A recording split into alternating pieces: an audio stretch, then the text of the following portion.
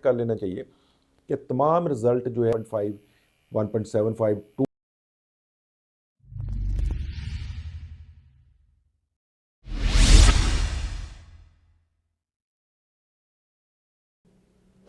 बिस्मिल्लाहिर्रहमानिर्रहीम नहमदु व नसल्ली अला रसूलिल करीम अम्मा बाद।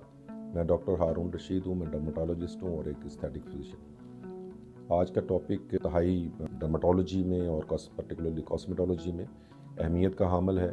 बहुत सारे मसाइल कॉस्मेटिक हम इसके जरिए हल करते हैं। आज के टॉपिक का नाम है micro needling. Micro needling basically technique है क्या? तो सबसे पहले ये मैं गुजारिश कर दूं कि माइक्रो नीडलिंग जो है, इसमें बहुत फाइन नीडल्स के साथ आपके स्किन को पंक्चर किया जाता है।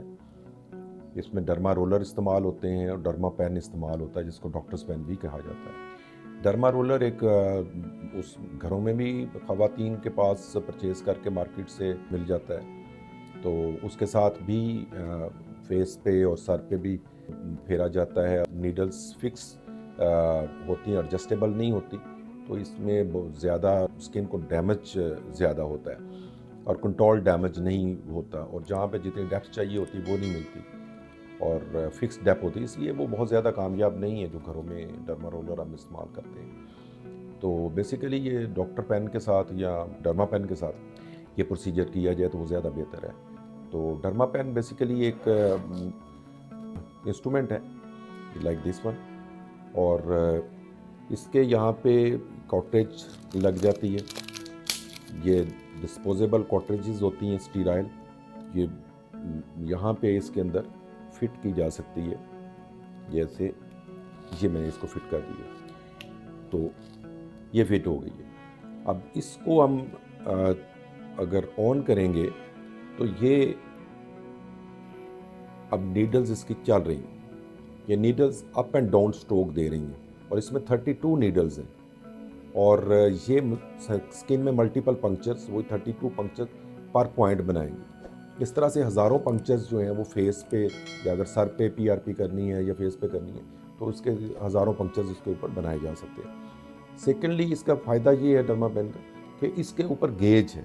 तो ये गेज जो है ये यहाँ से आप 0.5 से लेकर के 1, 1.25, 1.5, 1.75, 2 एंड 2.25 यहाँ तक एडजस्ट किया जा सकता है यहाँ से, ताकि इसकी डेप्थ को कंट्रोल कर सकें। तो बेसिकली इसकी जो डेप्थ है वो कंट्रोल करना ज़रूरी है, क्योंकि बाज़ जगह पे स्किन जो है वो बहुत ही पतली है, बहुत थिन होती है, लाइक ऑर्बिट्स की जो स्किन है। तो यहाँ पर जब आएंगे तो वो बहुत थिन होती है, वहाँ पे उसकी लेंथ को हमने नीडल्स को कम कर देना है। अब ये पंक्चर्स हम करते क्यों हैं? ये पंक्चर्स इसलिए किए जाते हैं कि जो डर्मस में पड़े हुए हमारा कोलेजन है, वहाँ पे नेचुरली रेटिकुलर फाइबर होता है, इलास्टिन फाइबर होता है और कोलेजन फाइबर होता है, जिसमें मेनली 70% जो है वो कोलेजन फाइबर है। तो कोलेजन फाइबर जो कि एज के साथ नया कोलेजन बनना कम हो जाता है, तो ये जब हम एक कंट्रोल ट्रामा उसको देते हैं प्रिक्स के साथ, तो दोबारा जो फाइब्रोब्लास्ट होते सेल्स होते हैं वो दोबारा कोलेजन बनाना शुरू कर देते हैं। तो वहाँ पे कोलेजन बनता है, तो हमारा जो कॉस्मेटिक प्रोसीजर है उसके लिए वो उसकी रेमेडी बन जाता है। और ये यूजुअली एक दफ़ा आप जब सेशंस करवाते हैं, यूजुअली सेशंस इसके 4 सेशंस या 5 सेशंस किए जाते हैं और महीने के इंटरवल पे किए जाते हैं। तो ये 4 या 5 महीने का टोटल प्रोसेस होता है।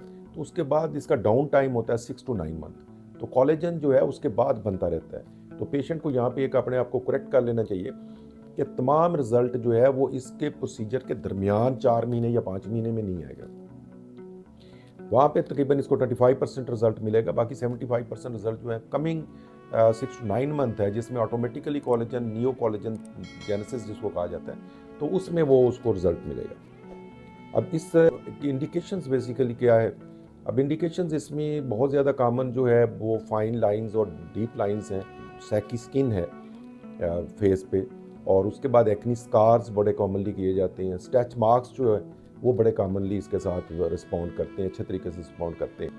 इसके साथ बाज़ दफ़ा ये हम इसी प्रोसीजर को बाज़ सीरम्स मिला करके, लाइक अगर हम सर पे करते हैं तो हेयर ग्रोथ का सीरम होता है, उसमें ग्रोथ फैक्टर्स होते हैं, तो यही पंक्चर्स जो हैं जब बनते आते हैं तो वो उन पंक्चर्स के जरिए सीरम जो है उसमें मसाज करके रबिन कर दिया जाता है, वो जा करके तो हेयर ग्रोथ में हेल्प करता है। अगर फेस में इसी तरह से मुलाजमा है, चाहिए हैं, तो फेस पे भी हमारे पास ऐसे सीरम्स होते हैं जो बेसिकली इसी टेक्निक के बाद हम उनको फेस पे लगा देते हैं, तो they go down into the dermis, जहाँ पे जो डर्मल पिगमेंटेशन है वो जो कॉमनली मेडिसिन के साथ इम्प्रूव नहीं कर रही होती तो वो इम्प्रूव करती है।